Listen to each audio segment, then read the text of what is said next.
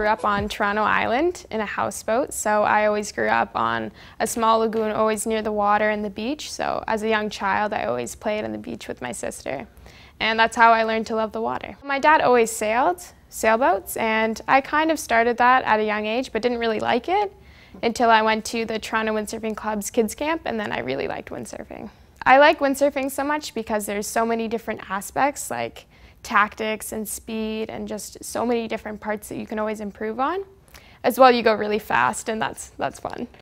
I started racing 2.5 years ago. I race at a Toronto Windsurfing Club. I've always liked competitive sports. I used to do competitive paddling, probably from 8 to 12 years old.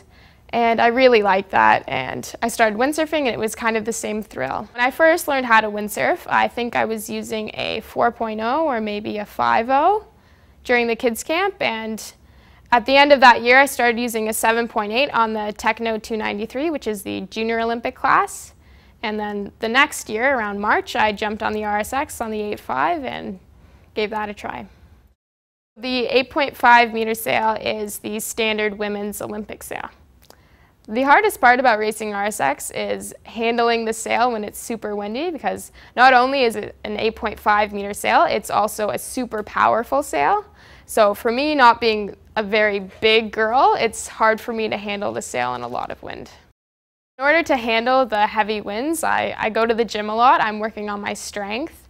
I'm trying to get a lot more muscle so I can handle that sail a bit better.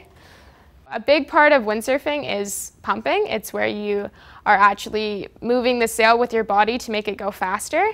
And that's a huge part of light wind windsurfing. I like it. It's really nice to feel like you're in control of your own speed. If you're determined like I am, you can pump yourself the whole way around the race course.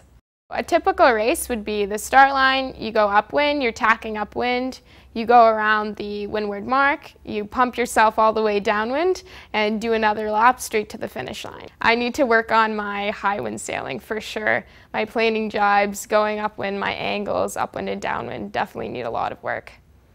Tactics, there's always something to improve on for me. So this year I will be training with John Sebastian and Laurence from the Quebec Provincial Sailing Team, and they're two of the best windsurfers in Canada.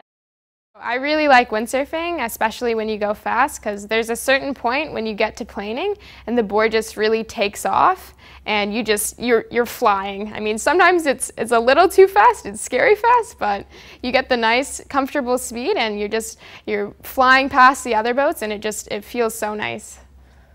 The best thing about windsurfing is probably just the journey, the people you meet, and the places you go. I mean, I went to Taiwan, and that was an amazing experience, and I wouldn't have had that if it wasn't for windsurfing.